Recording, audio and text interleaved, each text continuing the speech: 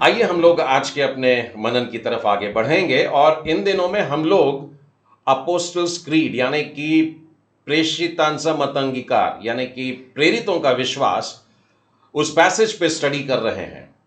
और अब तक हम लोगों की 4 क्लासेस हो चुकी हैं और आज 5वीं क्लास है।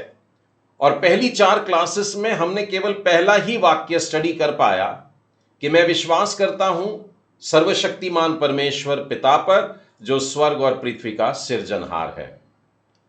तो एक वाक्य हम लोगों का पूरा हो गया। अब हम आगे बढ़ने वाले हैं और अगले वाक्य में हम इस प्रकार से बोलते हैं कि मैं विश्वास करता हूं उसके एक लौते पुत्र पर। वाक्य अगर कंप्लीट करूं तो प्रभु यीशु का भी जिक्र आ रहा है, लेकिन यह एक लौता पुत्र ये आज की क्लास का हम लोगों का स्टडी का सब्जेक्ट है। साधारणतः जब मैं लोगों से पूछता हूं कि भाई बाइबल का एक छोटा सा क्वेश्चन पूछूं क्या, पहले तो लोग डर जाते हैं, लेकिन बाद में मैं कहता हूं कि बहुत आसान क्वेश्चन है तो वो लोग कहते हैं ठीक है पूछिए। फिर मैं कहता हूं कि यूहन्ना 3:16, योहान 3:16, जॉन 3:16 कितने बच्चों को, कितने जवानों को और कितने बड़ों को याद है? और सारी की सारी मंडली हाथ उठा देती है, एज इफ की चर्च में आने वाले सब लोगों को बाइबल की और बातें पता हो या ना हो, लेकिन यूहन्ना का 3रा अध्याय और 16वां वचन एकदम मुख्य पाठ है। और वे बोल करके बताते हैं क्योंकि परमेश्वर ने जगत से ऐसा प्रेम रखा है कि उसने अपना इकलौता पुत्र दे दिया ताकि जो कोई उस पर विश्वास करे वो नाश ना हो परंतु अनंत जीवन पाए। और बहुत खुशी से मुस्कुराते हैं। फिर इसके बाद में उनको असली प्रश्न पूछता हूं और वो असली प्रश्न ये है कि भाई आपने जो वचन बोला है इसमें एक शब्द मुझे समझा दीजिए और बताइए कि एक लौता पुत्र मतलब क्या होता है। कुछ लोग तो ईमानदारी से कह देते हैं कि एकलौते पुत्र का अर्थ नहीं मालूम। कुछ लोग कोशिश करते हैं और इधर उधर घूमते फिरते हैं। आज यही प्रश्न मैं आप लोगों से कर रहा हूं। यह एक ऐसा प्रश्न है जिस पर मैंने सुना है बाइबल कॉलेज में भी डिबेट्स होते हैं और बहुत सारे मत बन जाते हैं। लेकिन यदि यह वचन यूहन्ना 3:16 मेरे और आपकी मसीही जिंदगी का आधार है तो कम से कम यह वाला वचन तो पूरा मालूम होना चाहिए, क्योंकि जब हम यह वचन किसी को सुनाएंगे तो वो व्यक्ति हमसे पूछ सकता है और उस समय अगर हमने उसको एक्सप्लेन नहीं किया तो मुसीबत हो जाएगी। इसीलिए एक लौता पुत्र या परमेश्वर का पुत्र, इस शब्द को हमें जानना बहुत जरूरी है। कई लोग बताते हैं हां परमेश्वर का पुत्र मतलब प्रभु यीशु होता है। तो मैं उनसे तुरंत पूछता हूं अच्छा ठीक है, परमेश्वर का पुत्र आप प्रभु यीशु कह रहे हैं तो फिर मनुष्य का पुत्र कौन है? मनुष्य का पुत्र भी प्रभु यीशु है। तो फिर इसका अंतर कैसे बताएं? तो उनका कहना होता है कि जब हम प्रभु यीशु को देखते हैं तो 2 तरीके से देख सकते हैं। ध्यान से सुनिएगा यह बात। जब लोगों से मैं पूछता हूं तो वे कहते हैं कि परमेश्वर का पुत्र वो होता है जब हम यीशु को देखते हैं और उसमें सारी दिव्यता देखते हैं, मतलब गॉडलीनेस देखते हैं। जब हम प्रभु यीशु को देखें और एकदम अलौकिक कुछ तो भी देखें, एकदम हेवेनली देखें, एकदम स्पिरिचुअल देखें, एकदम आत्मिक जब देखते हैं प्रभु यीशु में, तब हम उसको परमेश्वर पुत्र कह के कहते हैं। और जब हम उसको एकदम साधारण सा, एकदम मनुष्य स्वभाव का, एकदम यानी धरती पर का कहते हैं, तब उसको हम लोग मनुष्य का पुत्र कहते हैं। अभी जो मैं बोलूंगा वो सुन करके आप लोगों को एक जोरदार धक्का लगने वाला है। ऐसा नहीं है, बल्कि इसका ठीक विपरीत है। यानी वो वाली बातें आपको इधर जोड़नी है और ये वाली बातें आपको उधर जोड़नी है। यानी जब आपने अलौकिक की बात की, जब आपने दिव्य की बात करी, जब आपने आत्मिकता की बात करी, तब आपको कहना चाहिए मनुष्य का पुत्र। और जब आपने संसार की बात करी तब आपको कहना चाहिए परमेश्वर का पुत्र। मैं अगर इसको समझाऊंगा नहीं तो आज आप बहुत कंफ्यूज हो जाएंगे। और मुझको यहां से शुरू करने दीजिए कि परमेश्वर का पुत्र वास्तव में एक उपाधि है, एक टाइटल है। और ये किसे दिया गया है? ये प्रभु यीशु क्रिस्त को दिया गया है, एकमात्र व्यक्ति को दिया गया है। यदि आप कहें कि प्रभु जी ने हमको भी तो अपनी संतान बनाया है, तो हम परमेश्वर के पुत्रों में आते हैं। अब आपको जान के ताज्जुब होगा, एक बार परमेश्वर के पुत्र स्वर्ग में इकट्ठा हुए तो उस समय तो शैतान भी चला गया था। तो के पुत्र जो बात कही गई है, या परमेश्वर के संतान, बहुत सारी लोग कहे गए, उनमें मैं और आप शामिल हो रहे हैं, परंतु परमेश्वर का पुत्र ये यूनिक है, ये एकमात्र है। और यह दर्जा, ये उपाधि, ये डेजिग्नेशन केवल एक अर्थात प्रभु यीशु को दिया गया है, और ये कोई और नहीं ले सकता। जब मैं परमेश्वर का पुत्र यह शब्द लोगों में बांटता हूं, और मान लीजिए सुनने वाले में कोई मुस्लिम व्यक्ति हो, तो वो बहुत क्रोधित हो जाता है, और यदि वो मेरा मित्र है तब तो आके मुझको दो चार जमाने की भी कोशिश करेगा। और ये क्यों होता है? क्योंकि हम लोगों की नजर में बेटा या संतान कब आते हैं? जब एक पति पत्नी हो, और वो पति पत्नी जब एक होते हैं, उनके इस प्रेम का फल संतान होती है। तो जब हम पुत्र कहते हैं तो तुरंत हमको मम्मा पप्पा नजर आते हैं, और इसीलिए जब हम परमेश्वर का पुत्र कहते हैं तो कुछ लोग जिनको यह शब्द नहीं समझता, वे पूछते हैं ठीक है, इसके मां बाप कौन है बताओ। अब बहुत से मसीह लोग परमेश्वर पिता तो बोल जाते हैं, लेकिन मम्मा में किसका नाम लें? यहां मुसीबत हो जाती। और मुझे बहुत दुख से कहना पड़ता है कि मैंने कई मसीह लोगों से जब पूछा तो उन्होंने मरियम का नाम लिया। ऐसा ऐसा बिल्कुल नहीं करना है। ये मरियम जैसे आदरणीय स्त्री का और साथ ही साथ पवित्र आत्मा का भी निरादर है। अपनी जबान से ऐसी बात भी न निकलने दें कि वहां पर दो व्यक्तियों का मेल मिलाप हुआ जिसकी वजह से यीशु ने जन्म लिया। नहीं, बाइबल बहुत स्पष्ट बताती है। हम अगली बार जब पवित्र आत्मा के द्वारा देहधारी हुआ यीशु का, जब हम इस प्रेरितों के विश्वास के शब्द को पढ़ेंगे तो मैं इसको ज्यादा डिटेल में बताऊंगा। लेकिन यह बात आज जान करके रखिए कि परमेश्वर एकमात्र है और प्रभु यीशु एकमात्र है। वो परमेश्वर पिता है और वो परमेश्वर पुत्र है। और बाइबल को अगर आप पुराने नियम से लेकर नए नियम तक बड़े ध्यान से पढ़ें तो आपको पता लगेगा कि पुत्र की उपाधि परमेश्वर ने कैसी कैसी परिस्थितियों में दिया है। जब जब किसी ने आज्ञाकारिता दिखाया है तो उसको हे मेरे पुत्र कहा है, यानी कि उस व्यक्ति में आज्ञाकारिता दिखना चाहिए, उससे पुत्र कहा गया। बाइबल में समर्पित होने का भी उदाहरण है जहां पर पुत्र के साथ में उस व्यक्ति को जोड़ा गया है। एक बार तो एक व्यक्ति की अधीनता के कारण, सबमिशन के कारण उसको पुत्र की उपाधि दी गई।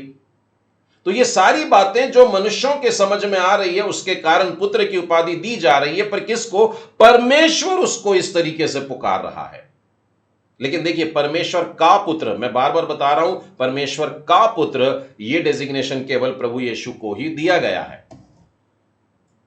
यदि आप प्रभु यीशु के जीवन की एक घटना को देखें, मेरे साथ में आप निकाल सकते हैं यूहन्ना रचित सुसमाचार और उसका 8वां अध्याय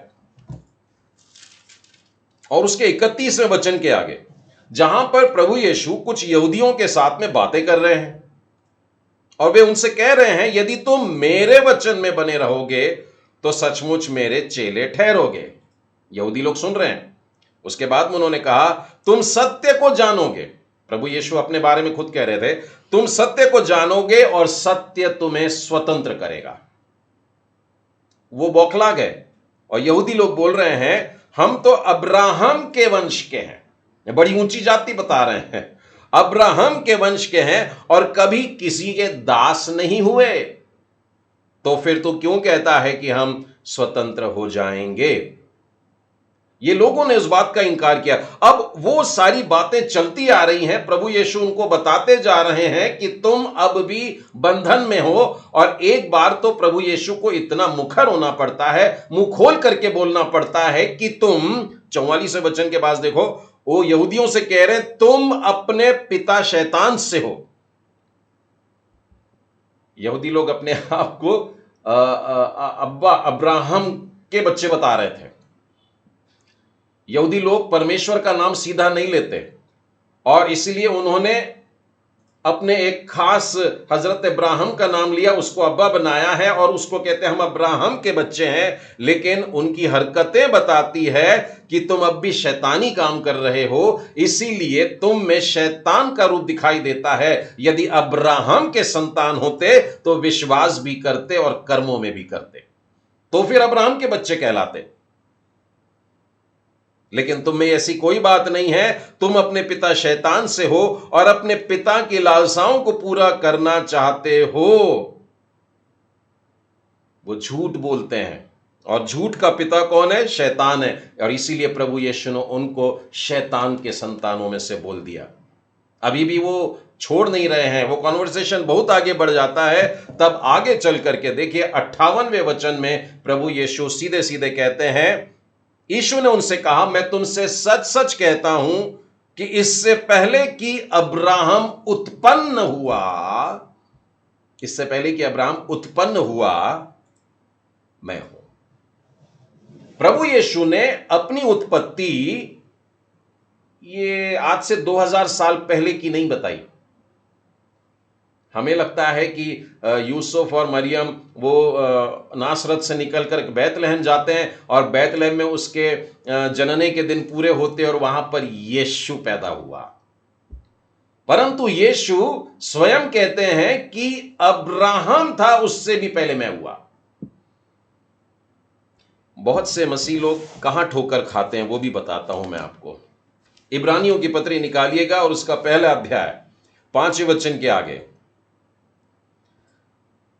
स्वर्गदूतों में से किसने कब किसी से कहा कि तू मेरा पुत्र है, आज तू मुझसे उत्पन्न हुआ है, और फिर यह कि मैं उसका पिता होऊंगा और वह मेरा पुत्र होगा। और जब पहलोठे को जगत में फिर लाता है तो कहता है। तो इन शब्दों के कारण लोग यह समझते हैं कि आदि में केवल परमेश्वर था जिसने उत्पत्ति में सृष्टि की रचना की, और फिर कई हजार सालों के बाद में जब एक समय आया तब उसने प्रभु यीशु को यानी यीशु को उत्पन्न किया। क्योंकि यह वचन ऐसा ही दिखने में आता है, तू मेरा पुत्र है, आज तू मुझसे उत्पन्न हुआ है। मतलब पिता पहले से है और पुत्र बाद में उत्पन्न हुआ। लेकिन इसी भाग को अगर हम बड़े ध्यान से समझते हैं, पढ़ते हैं, तो इस प्रश्न का उत्तर भी मिल जाता है कि ऐसा नहीं है, परंतु उससे भी पहले हुआ। तो नए नियम की पहली पुस्तक यानी मत्ती में आकर के यीशु का जन्म हुआ ऐसा नहीं है। आपको उत्पत्ति में जाना पड़ेगा। उत्पत्ति के 12वें अध्याय में 11वें अध्याय में हमको अब्राहम मिल जाता है। लेकिन प्रभु यीशु कह रहे हैं इससे पहले कि उत्पत्ति 11 का वर्णन लिखा जाता उससे भी पहले मैं हूं। और उत्पत्ति के 11वां क्यों? मैं तो कहूंगा उत्पत्ति के पहले अध्याय में भी जाओगे आप, तब आपको पता चलेगा कि वास्तव में प्रभु यीशु वहां पर भी हैं। सृष्टि की रचना जो हुई है उसका अगर आप वर्णन पढ़ेंगे तो आपको पता चलेगा कि सब कुछ उस ही के द्वारा उत्पन्न हुआ है, प्रभु यीशु में उत्पन्न हुआ है। लेकिन मैं एक आसान वाला वचन आप लोगों के सामने रखता हूं। आप सबको यूहन्ना का पहला अध्याय पहला वचन याद है। आदि में वचन था, वचन परमेश्वर के साथ था और वचन परमेश्वर था। यह बहुत सरल वचन है, याद करने के लिए भी बड़ा सरल वचन है, लेकिन समझने के लिए परमेश्वर की मदद मांगिएगा। यूहन्ना का पहला अध्याय और उसके 14वें वचन में देखिए क्या लिखा है, वचन देहधारी हुआ। यदि आप इस अंश को पढ़ते हैं तो आपको पता चलेगा कि सच्ची ज्योति जो हर मनुष्य को प्रकाशित करती वो जगत में आने वाली थी और वह जगत में था, जगत उसके द्वारा उत्पन्न हुआ और जगत ने उसे नहीं पहचाना। तो जिसने देह धारण किया वो कौन था?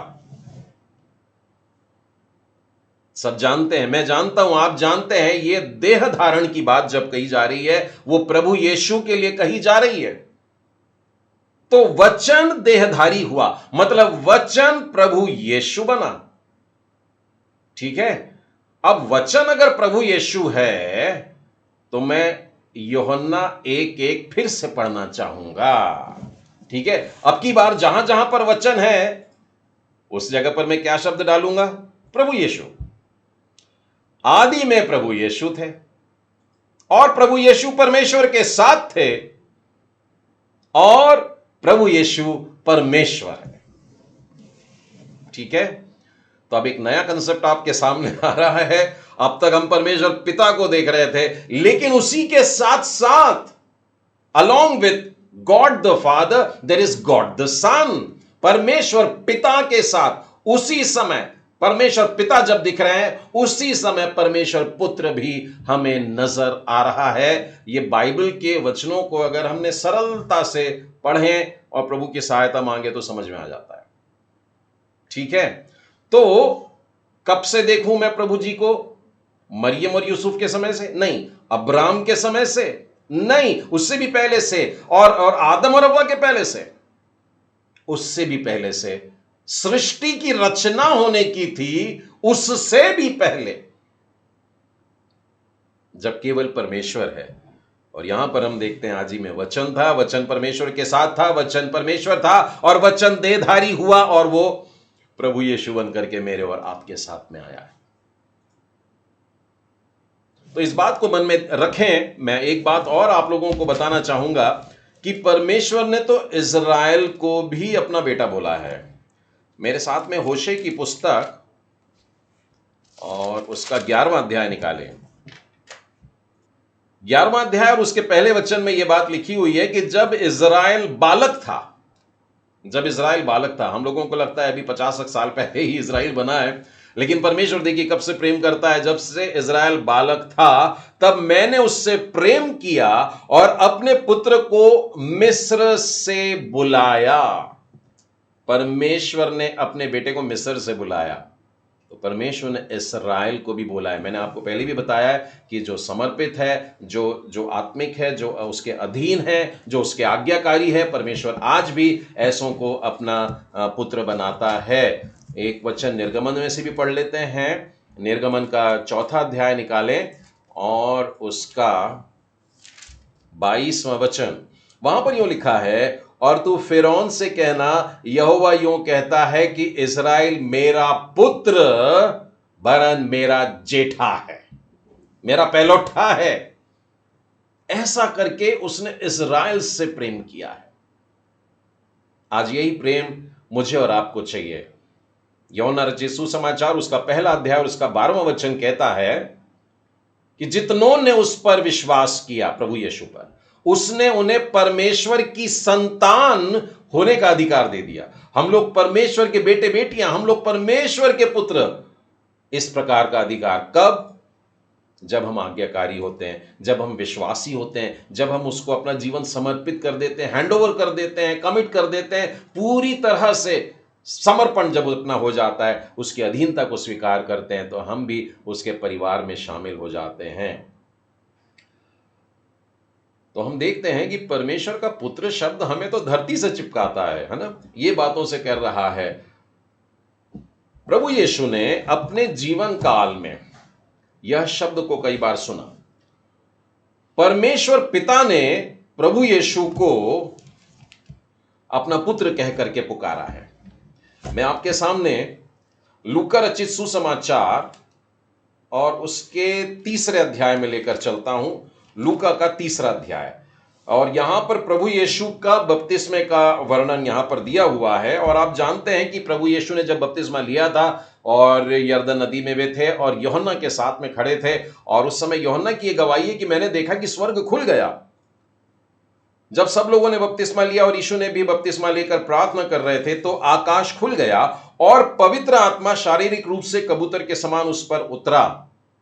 और यूहन्ना बपतिस्मा दाता को यह बात बताई गई थी कि जिस पर तू पवित्र आत्मा को उतरते और ठहरते देखे, वो ही है कौन? और यह शब्द हुआ, तू मेरा प्रिय पुत्र है, मैं तुझसे प्रसन्न हूं। परमेश्वर ने यीशु के 30 वर्ष के जिंदगी को भी देखा है और कह रहा है कि तू मेरा प्रिय पुत्र है और मैं तुझसे प्रसन्न हूं। ये कौन बोल रहा है? पिता बोल रहा है। किससे बोल रहा है? पुत्र से बोल रहा है। परमेश्वर पिता प्रभु यीशु से इस प्रकार की बात को कह रहे हैं। यदि आप लूका के 9वें अध्याय में आ जाएंगे, जहां पर प्रभु यीशु ने अपने साथ में 3 शिष्यों को लेकर के एक पहाड़ के ऊपर चले गए हैं और वहां जाकर के मूसा और एलिया आकर के उनसे मिलते हैं, वहां पर भी ऐसा ही होता है।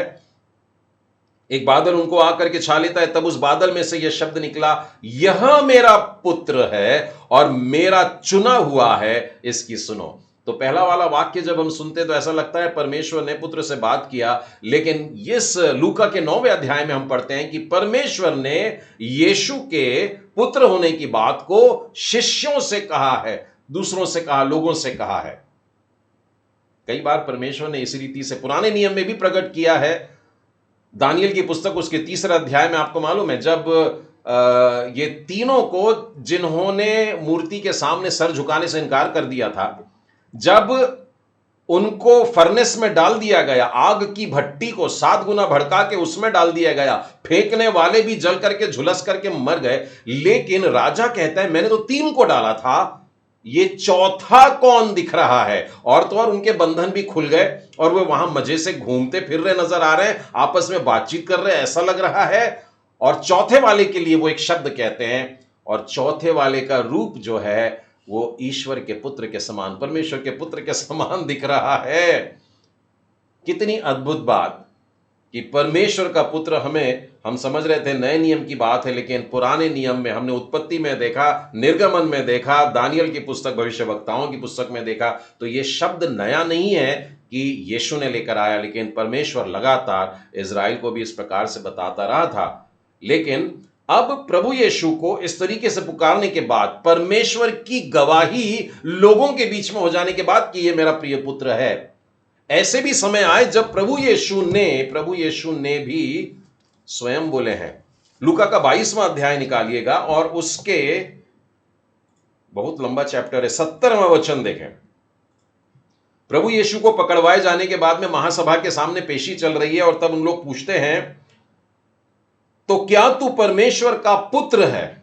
वहां महासभा में लोगों ने पूछा है, वहां पर प्रधान याजक है, पुरनी लोग है, शास्त्री लोग है, महासभा में और भी लोग बैठे थे, सबके सामने पूछा गया कि क्या तू परमेश्वर का पुत्र है? और उसने कहा, तुम आप ही कहते हो क्योंकि मैं हूं।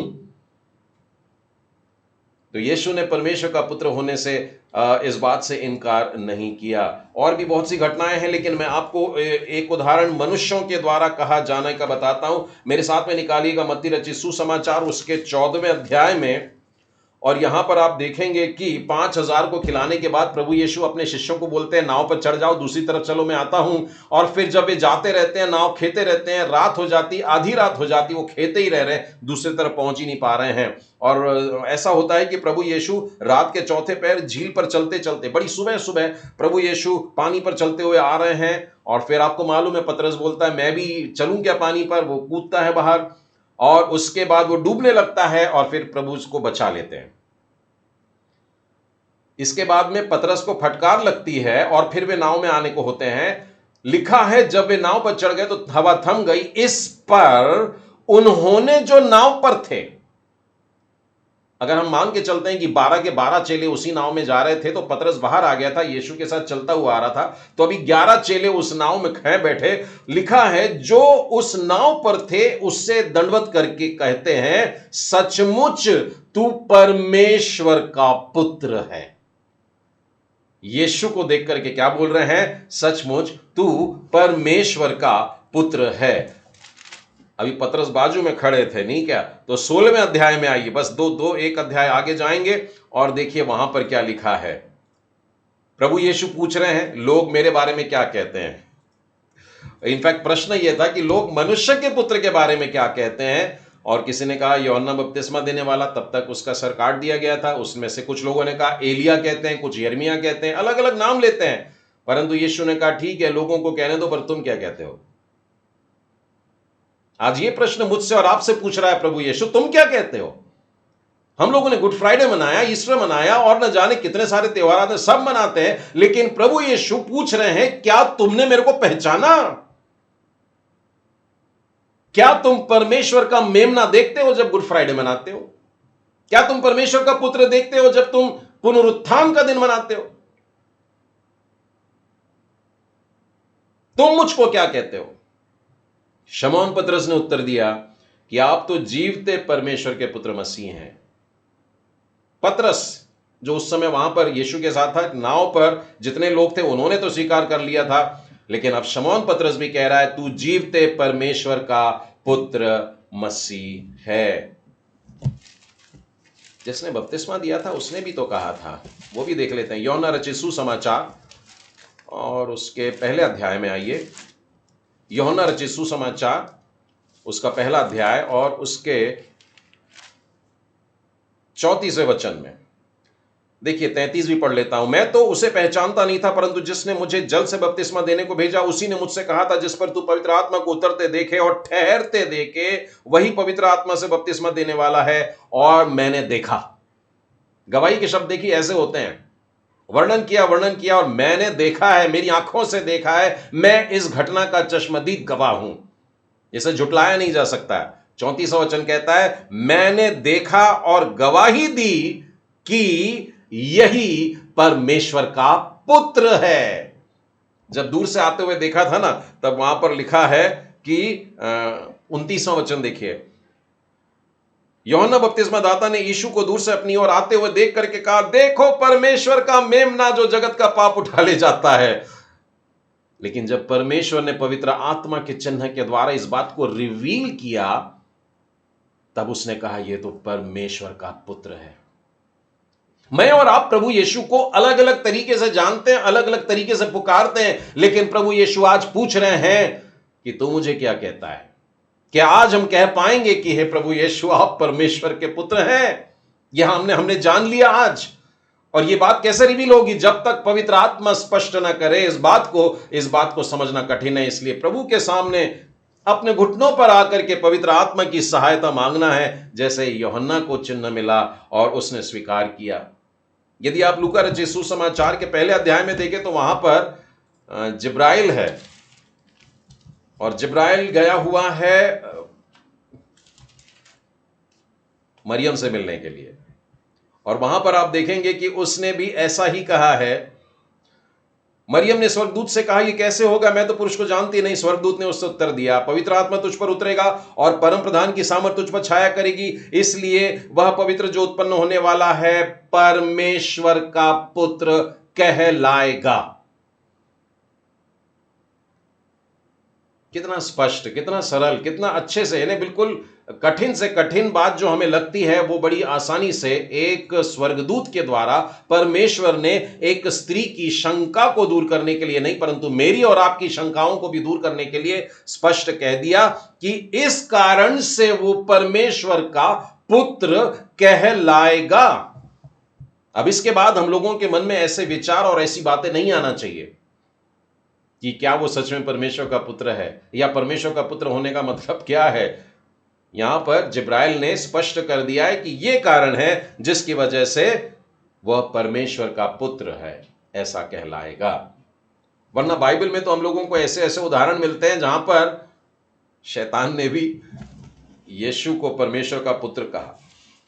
चलिए लूका में हम तो है, तो लूका का एक उदाहरण ले लेते हैं। लूका रचित सुसमाचार और उसके 4 अध्याय में आइए और 4 अध्याय के 41वें वचन में देखिए।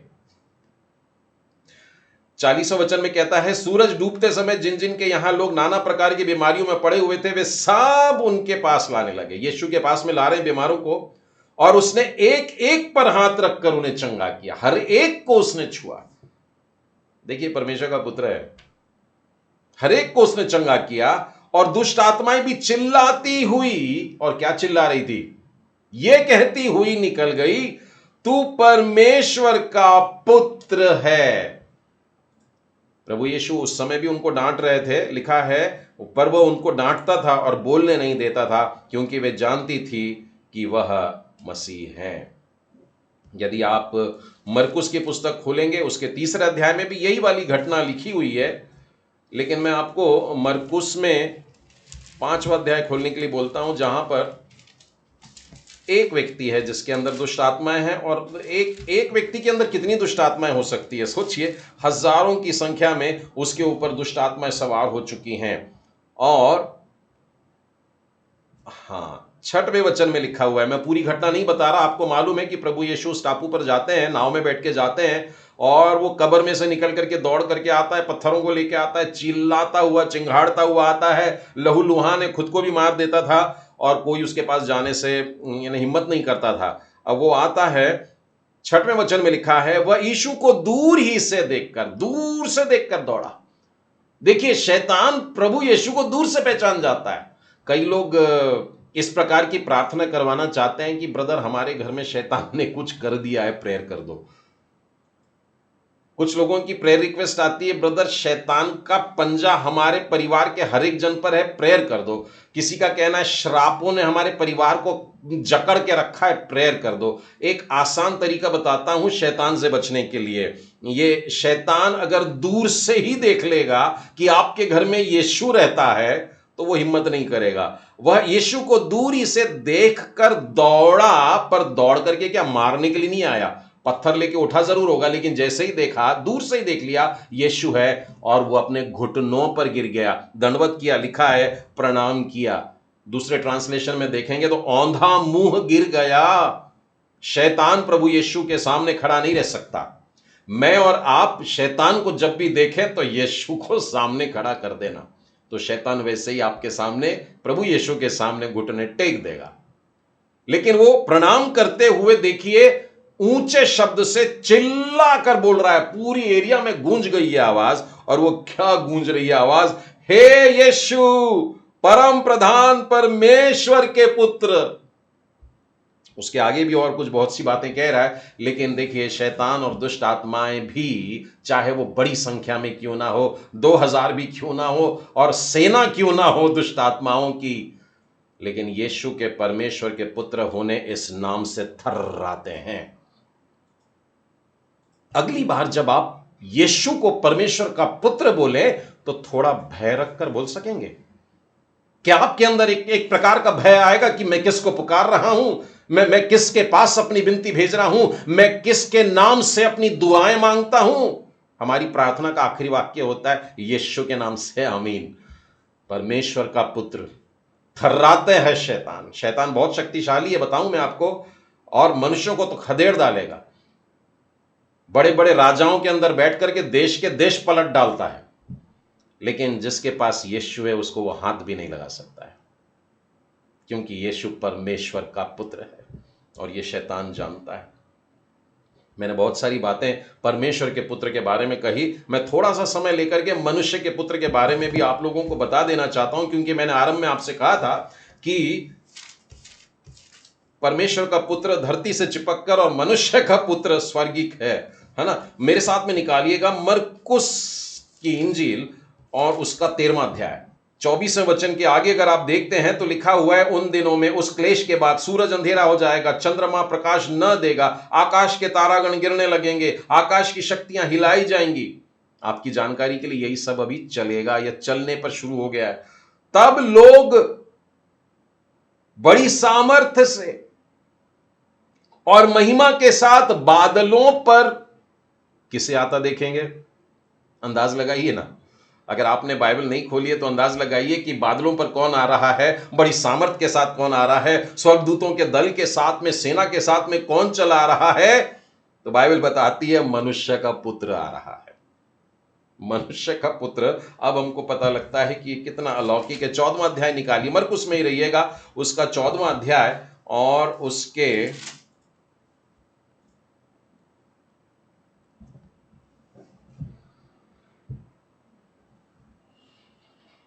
60वें वचन में, तब महायाजक ने बीच में खड़े होकर यीशु से पूछा, तू कोई उत्तर नहीं देता, ये लोग तेरे विरुद्ध में क्या गवाही देते हैं? परंतु वह मौन साधे रहा और कुछ उत्तर नहीं दिया। परंतु महायाजक ने उससे फिर पूछा, क्या तू उस परम धन्य का पुत्र मसीह है? ठीक है, पहले अलग अलग प्रकार से प्रश्नों को पूछ रहा था, लेकिन जब उस महायाजक ने कहा कि क्या तू परमेश्वर का पुत्र है, उसके उत्तर में यीशु ने एक शब्द कहा, मैं हूं, और उसके बाद में कहा, और तुम मनुष्य के पुत्र को सर्वशक्तिमान के दाहिने पर बैठा, मतलब स्वर्ग में सिंहासन पर विराजमान किसको देख रहे हो? मनुष्य के पुत्र को देख रहे हो। और जो आकाश के बादलों के साथ आएगा। किसको देख रहे हो? मनुष्य के पुत्र को देख रहे हो। एक और वचन निकालिएगा, लूका रचित सुसमाचार उसका 19वां अध्याय और उसके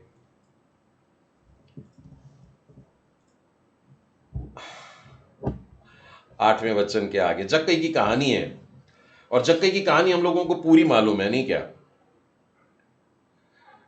जक्कई ने खड़े होकर के कहा, हे प्रभु देख, मैं अपनी आधी संपत्ति कंगालों को खिला देता हूं, और यदि किसी का कुछ अन्याय करके ले लिया तो 6 गुना फेर देता हूं।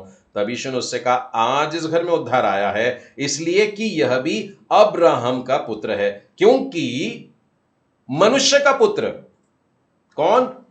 मनुष्य का पुत्र खोए हुओं को ढूंढने और उनका उद्धार करने के लिए आया है। उद्धार मतलब स्वर्ग के दरवाजे खुल जाते हैं। वो कौन कर रहा है? वो मनुष्य का पुत्र कर रहा है। और भी बहुत सारे उदाहरण हैं, लेकिन अभी मैं आपके सामने पूरे नहीं पढ़ पाऊंगा, लेकिन फिर भी पुराने नियम से एक पढ़ लेना उचित लगता है। मेरे साथ में निकालिएगा दानियल की पुस्तक, और दानियल की पुस्तक में उसका 7वां अध्याय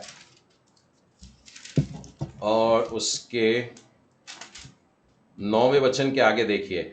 और इस बाइबल में अगर आपके पास में हेडिंग्स लिखी हुई है तो ये हेडिंग का नाम ही देखिए कितना सुंदर है, सदा काल तक रहने वाला दर्शन। अनंत काल का दर्शन है ये। मैंने देखते देखते अंत में क्या देखा कि सिंहासन रखे गए और कोई अति प्राचीन विराजमान हुआ, और उसका वस्त्र हिमसा उजला और सिर के बाल निर्मल ऊन सरीखे, उसका सिंहासन अग्नि में और उसके पहिए धधकती हुई आग में दिखाई पड़े। यदि आप प्रकाशित वाक्य के 4थे अध्याय को पढ़ेंगे तो ऐसा लगेगा कि आपने दानियल का 9वां अध्याय ही तो पढ़ा है। 10वां वचन देखिए, उस प्राचीन के सम्मुख से आग की धारा निकलकर बह रही है, फिर हजारों हजार लोग उसकी सेवा टहल कर रहे हैं, और लाखों लाखों लाख लोग उसके सामने हाजिर थे। फिर न्यायी बैठ गए और पुस्तकें खोली गई। और फिर उसके बाद उस समय उस सिंह का बड़ा, और इस प्रकार से जो वर्णन आगे बढ़ता है, मैं 14वें वचन तक पहुंच जाता हूं। तब उसको ऐसी प्रभुता, महिमा और राज्य दिया गया। कौन आया उसके सामने? आपको दिखेगा। 13वें वचन में लिखा है, मैंने रात में स्वप्न में देखा, और देखो मनुष्य के संतान, मनुष्य के संतान, मनुष्य का पुत्र के समान कोई आकाश के बादलों से आ रहा है। वह अति प्राचीन के पास पहुंचा, स्वर्ग राज्य में सिंहासन के पास पहुंच गया, और वे उसको बहुत समीप ले गए, और उस मनुष्य के पुत्र को प्रभुता दी गई, उस मनुष्य के पुत्र को महिमा दी गई, उस मनुष्य के पुत्र को राज्य दिया गया, और वो जाति जाति और देश देश के लोगों का और भिन्न भिन्न भाषा बोलने वाले और सब के सब उसके अधीन हो गए। और इस मनुष्य के पुत्र के लिए लिखा है, मनुष्य के पुत्र की प्रभुता सदा तक अटल, और मनुष्य के पुत्र का राज्य अविनाशी ठहरा।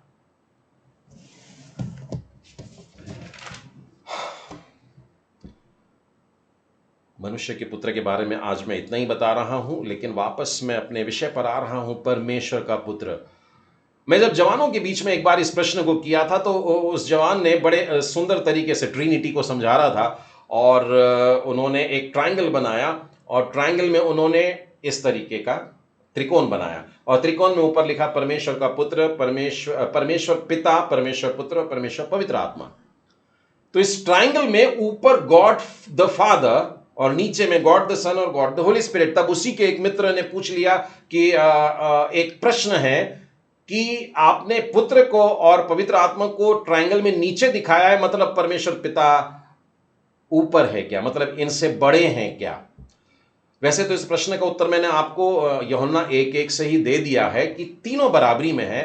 फिर भी ट्रिनिटी समझने के लिए अगर आप ट्रायंगल ही बनाना चाहते हैं तो मैं कहूंगा कि आप ऐसा वाला ट्रायंगल बनाइए, मतलब सामने मत बनाइए, उसको ऐसे आसमान पर बनाइए, ताकि आपको वो त्रिकोण के तीनों छोर एक ही हाइट पर नजर आए, क्योंकि तीनों भी एक ही स्तुति का स्थान रखते हैं। तीनों को बराबर बराबर स्थान दें, इस प्रकार से कहना चाहूंगा। जो लोग इब्री क्लासेस हम लोगों की अटेंड कर रहे हैं, उन लोग अगर जुड़े हुए हैं तो एक उन लोगों की तरफ से भी एक वाक्य कहना चाहूंगा। बाइबल की शुरुआत यानी कि जेनेसिस 1:1 जो है, उत्पत्ति 1:1 जो है, हम लोग हिंदी में या इंग्लिश में इस प्रकार से पढ़ते हैं तो वो वाली बात समझ में नहीं आती, लेकिन जब हिब्रू भाषा में हम बाइबल को पढ़ते हैं तो नए नए अर्थ या सटीक अर्थ यानी कि सही तरीके से हम परमेश्वर को समझ पाते हैं।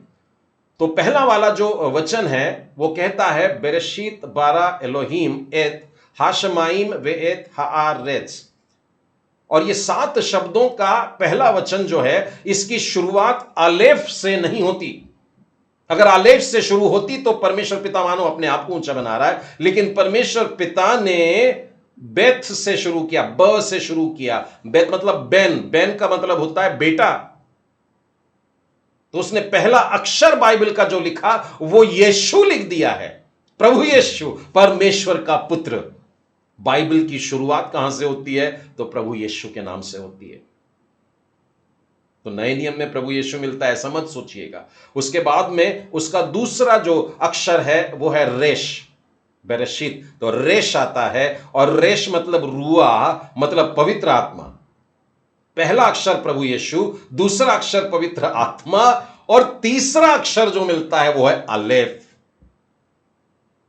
अब, पिता।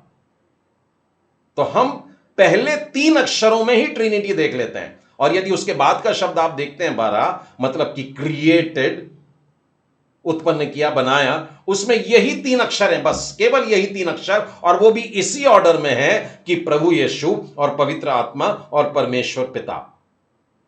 तो बाइबल के आरंभ के शब्द में पहले वाक्य के पहला और दूसरे शब्द में ही हम तीनों को देखते हैं, परमेश्वर पुत्र को, फिर उसके बाद परमेश्वर आत्मा को और परमेश्वर पिता को। इस बात को समझने के लिए यदि मैं एक वाक्य में कहना चाहूं तो इस तरीके से कहूंगा, परमेश्वर पिता, परमेश्वर पुत्र और परमेश्वर पवित्र आत्मा के बारे में यदि मैं एक वाक्य में कहना चाहूं तो मैं ऐसा कहूंगा। आप सुनने के साथ साथ आंखें खोल के देख लीजिए। परमेश्वर यानी परमेश्वर पिता जब मनुष्य बनकर के आया, परमेश्वर पुत्र बनकर के आया, वचन देहधारी हुआ और मनुष्यों के बीच में आके लिखा है डेरा किया। ये वही शब्द है जो परमेश्वर ने मूसा से कहा था कि मैं तुम लोगों के बीच में आके डेरा करना चाहता हूं। तो प्रभु यीशु भी जब आए तो उनके लिए भी यही शब्द है, मनुष्यों के बीच में आके डेरा किया। तो परमेश्वर मनुष्य रूप धारण करता है और परमेश्वर पुत्र बन जाता है। ठीक है, आपने एक चीज ऑब्जर्व किया कि मैं जब बता रहा था तो मैंने हाथ ऊपर से नीचे लेकर के आया। ध्यान रहे, दोनों आदर के योग्य, दोनों स्तुति के योग्य, और उनकी डिग्री भी बिल्कुल सेम है। लेकिन मेरे इशारे को ऊपर से नीचे करने का क्या मतलब है? जब मैं परमेश्वर पिता को देखता हूं, यदि आप यिर्मयाह नबी की पुस्तक उसके 10वें अध्याय और 10वें वचन को देखोगे तो आपको पता चलेगा कि परमेश्वर पिता के लिए लिखा है कि वो अनश्वर है, कभी ना खत्म होने वाला, कभी ना मिटने वाला। लेकिन जब मैं प्रभु यीशु को देखता हूं तो प्रभु यीशु को देखते हुए ऐसा मैं प्रतीत करता हूं कि वे तो खत्म हो गए, कम से कम 2 दिन के लिए ही सही। यदि आप रोमियो की पत्री निकालें और उसके 8वें अध्याय के 11वें वचन को देखो, यदि उसी का आत्मा जिसने यीशु को मरे हुओं में से, यीशु क्या हो गए? मर गए, और मरे हुओं में से रेजरेक्शन डे के दिन उनको जिलाया जाता है। परमेश्वर पिता के लिए आप ऐसा शब्द नहीं सुनेंगे कि परमेश्वर पिता मर गया, परमेश्वर आत्मा मर गया। लेकिन प्रभु यीशु जो इस धरती पर देह धारण करके मनुष्य रूप लेकर के आए, वे नश्वर बन करके आए, वे मिटने वाले बन करके आए, वो मिट्टी का एक बर्तन लेकर के आए अपना जो नाश हुआ। इसलिए मेरा इशारा ऐसा था कि मैं परमेश्वर पिता को अनश्वर देखता हूं, लेकिन यीशु को देखा मैंने कि वो तो बलिदान हो गए, वो तो मर गए, बाद में जिलाए गए। एक और उदाहरण देखता हूं कि मैं परमेश्वर को जब देखता हूं तो पलक ना झपकने वाला परमेश्वर देखता हूं। यदि आप भजन संहिता 121 देखें, मैं अपनी आंखें पर्वतों की ओर लगाऊंगा, वहां पर एक वचन आता है कि तेरा रक्षक कभी ना ऊंघे। इज़राइल का रक्षक ना तो ऊंघेगा और ना सोएगा। लेकिन मैं प्रभु यीशु के जीवन में देखता हूं तो ऐसे मौके नजर आते हैं जब वो सो रहे थे। अगर मरकुस के 4थे अध्याय में आप देखेंगे कि वो नाव में थे, और तूफान चल रहा था, तो यीशु ने एक तकिया ले लिया और कोने में जाकर के वे सो गए थे। उनकी आंखें बंद कर दी, आंखें बंद है उनकी, और वे सोए हुए हैं। और चेले कोशिश कर रहे हैं कि चलो यीशु को नहीं जगाते, कोशिश करते हैं, लेकिन जब नहीं जमता तो उठाना ही पड़ता है। लेकिन एक तरफ मैं देखता हूं कि वो ना तो ऊँघता है और ना ही सोता है, परंतु मैं यीशु को देखता हूं कि वे सोए हैं। इस बात को समझने के लिए एक और बात कहता हूं कि जिसकी उपस्थिति में पापी जन मर जाते हैं।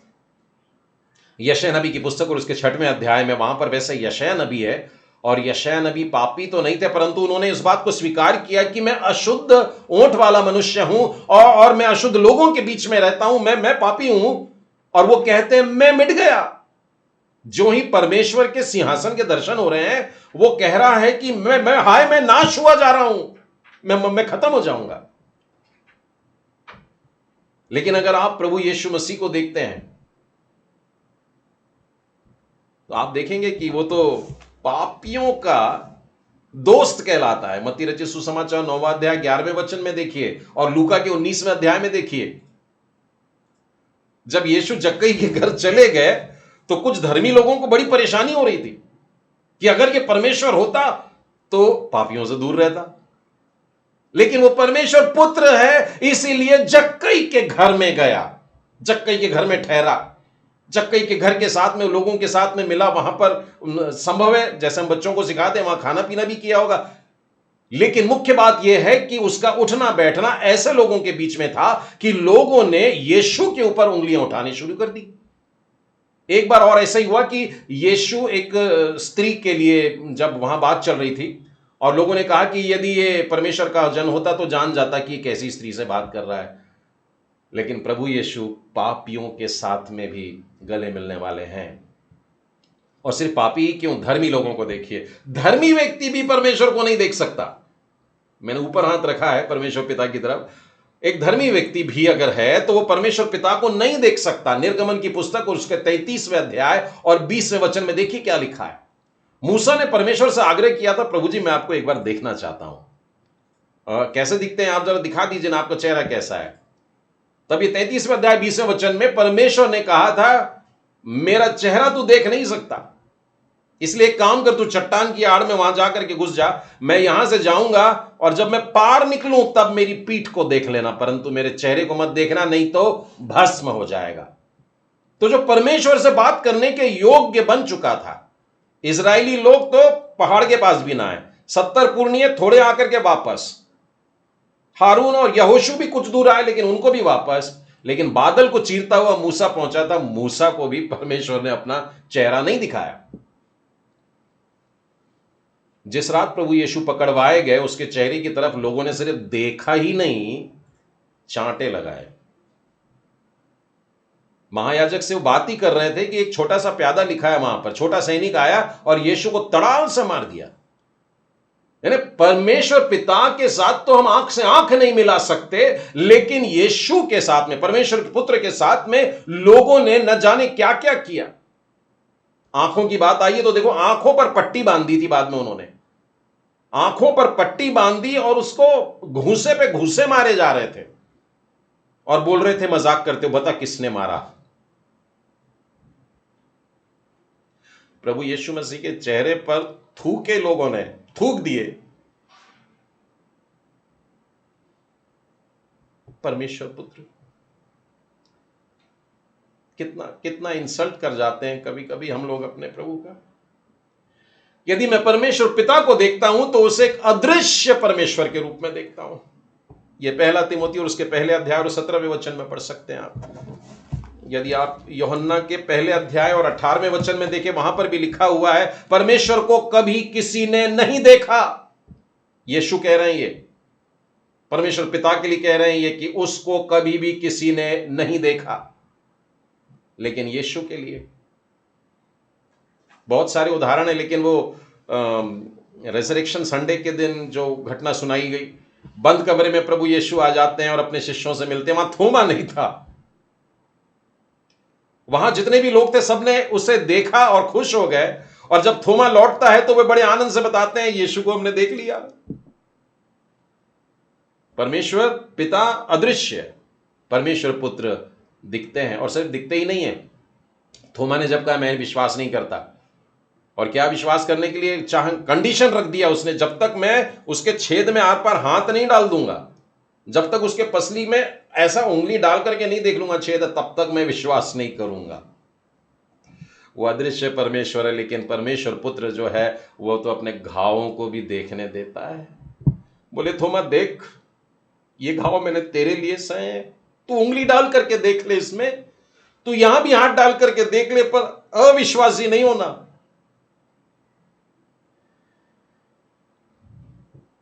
हमारे परमेश्वर पिता को जब मैं देखता हूं तो पाता हूं कि वो कभी थकता नहीं है, कभी नहीं थकता।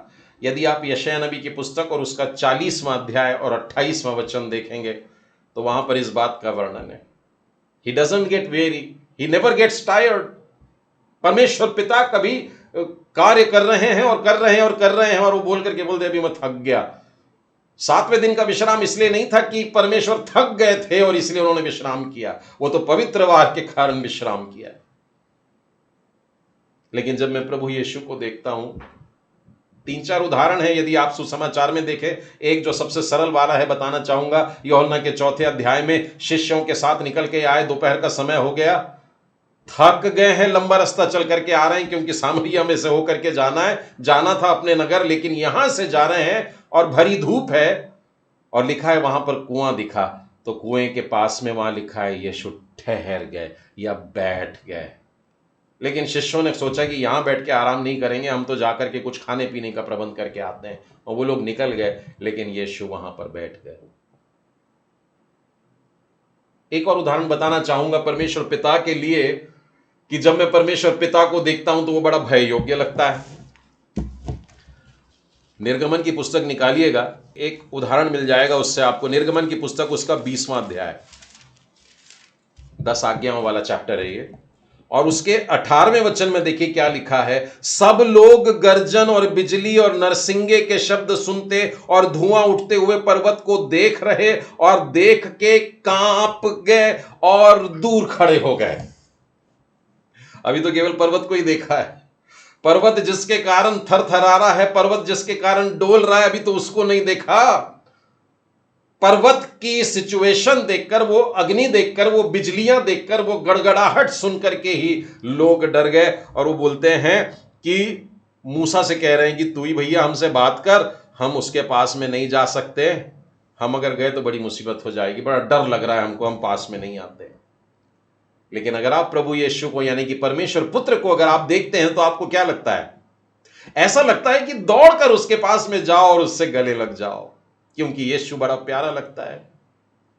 मत्ती का 19वां अध्याय और 14वें वचन में मालूम है क्या लिखा है? यीशु ने कहा बालकों को मेरे पास आने दो।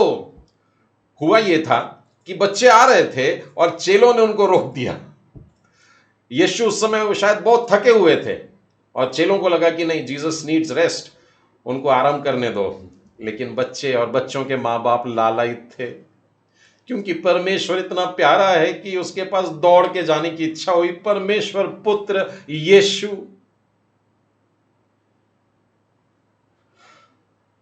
और भी बहुत से उदाहरण है प्रियो, लेकिन मुख्य बात यह है कि अगर परमेश्वर ही रहता और पुत्र बनकर नहीं आता, तो आज हम परमेश्वर को कैसे जानते हैं? आज परमेश्वर का प्यार कैसे जानते हैं?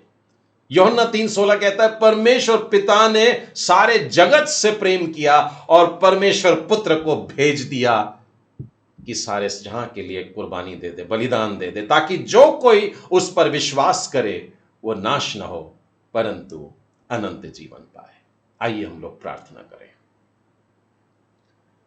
सर्वशक्तिमान प्रेमी परमेश्वर पिता, आज की सुंदर शाम के लिए धन्यवाद। और एक कठिन शब्द को प्रभु आपने हम पर खोला है, और पवित्र आत्मा की सहायता से हम परमेश्वर पुत्र के और करीब आ सके, और पुत्र के करीब आने के कारण हम परमेश्वर पिता के भी करीब आ सके। इसके लिए आपका धन्यवाद करते हैं। आपका आत्मा हमारी सहायता करता है, इसके लिए धन्यवाद प्रभु जी। आप अद्भुत परमेश्वर हैं, प्रार्थना के सुनने वाले परमेश्वर है, और जिस प्रेरितों के विश्वास को हम बचपन से बोलते आ रहे हैं कि ये हमारा विश्वास वचन है, प्रभु जी आज आपने उसके अर्थ को और स्पष्टता से बताया है, इसके लिए हम धन्यवाद देते हैं। प्रत्येक व्यक्ति जो इस वचन को सुन रहा है, प्यारे प्रभु, आप आत्मा के द्वारा उससे बात करिए और यीशु के वो और करीब आ जाए, क्योंकि प्रभु यीशु परमेश्वर का पुत्र है जिससे हम जाकर के गले लग सकते हैं, और वही यीशु है जिसका हाथ थाम कर ही हम सिंहासन के सामने या स्वर्ग राज्य में प्रवेश कर सकते हैं। आप में जीवन है यीशु, परमेश्वर पुत्र, आप में जीवन है जो आप देना चाहते हैं। आप में भरपूर जीवन है और यही बहुतायत का जीवन आप हमको देना चाहते हैं, अनंत काल का जीवन आप हमको देना चाहते हैं। इसलिए आज हम, हे परमेश्वर पुत्र प्रभु यीशु, आपके पास आते हैं ताकि हम परमेश्वर पिता के सामने खड़े रह सकें। प्रेमी परमेश्वर पिता, प्रार्थना करते हैं हम सारे प्रियजनों के लिए जो अस्वस्थ हैं। प्यारे प्रभु जी, आप अपना चंगाई भरा स्पर्श उनको दीजिए, आप अपनी चंगाई उनको प्रदान करिए। प्यारे परमेश्वर, यदि इनके मन में कुछ प्रश्न है, बाइबल को समझने के लिए प्रश्न है प्रभु जी, तो आप अपनी स्वर्गीय बुद्धि और ज्ञान से उनको परिपूर्ण करिए और प्रदान करिए। यदि अपने बंधन में है प्यारे प्रभु जी, तो बाइबल हमसे कहती है कि सत्य तुम्हें स्वतंत्र करेगा। और सत्य कौन है? प्रभु यीशु, जो हमें स्वतंत्र करेगा। जब तक परमेश्वर पुत्र तुम्हें आजाद न करे तुम नहीं हो सकते। प्रेमी परमेश्वर पिता, सारे बंधनों से छुड़ाइए। हे प्यारे परमेश्वर, आगे के जीवन को हम आपके हाथों में सौंपते हैं, और हे प्रभु यीशु, आपके द्वारा हम पिता के और करीब आ पाए, इसके लिए धन्यवाद। फिर एक बार अपने आगे के संपूर्ण जीवन को पूरी रीति से आपके हाथों में सौंपते हुए इस प्रार्थना को उद्धारकर्ता प्रभु यीशु मसीह के नाम में मांगते हैं, सुनो ग्रहण कर, आमीन। तो आज के संदेश का सार यह है कि परमेश्वर पुत्र और कोई नहीं, स्वयं परमेश्वर है जो मानव रूप में पृथ्वी पर आए। यूहन्ना रचित सुसमाचार के 14वें अध्याय में लिखा है, प्रभु यीशु के एक शिष्य फिलिप्पुस ने यह कहा कि हे प्रभु, पिता को हमें दिखा दे। और इसके उत्तर में प्रभु यीशु कहते हैं, जिसने मुझे देखा उसने पिता को भी देखा है। प्रभु यीशु ने एक बार यूहन्ना के 10वें अध्याय में और उसके 30वें वचन में यहूदियों से बात करते समय कहा था कि मैं और पिता एक ही हैं। और यदि आप यूहन्ना रचित सुसमाचार के लगभग अंतिम भाग में आ जाएं तो आपको 20वें अध्याय के 30 और 31 में यह मिलेगा कि प्रभु यीशु ने बहुत सारे आश्चर्य कर्म किए हैं, लेकिन सारे के सारे इस पुस्तक में नहीं लिखे गए, परंतु ये इसलिए लिखे गए हैं कि तुम विश्वास करो कि यीशु ही परमेश्वर का पुत्र मसीह है।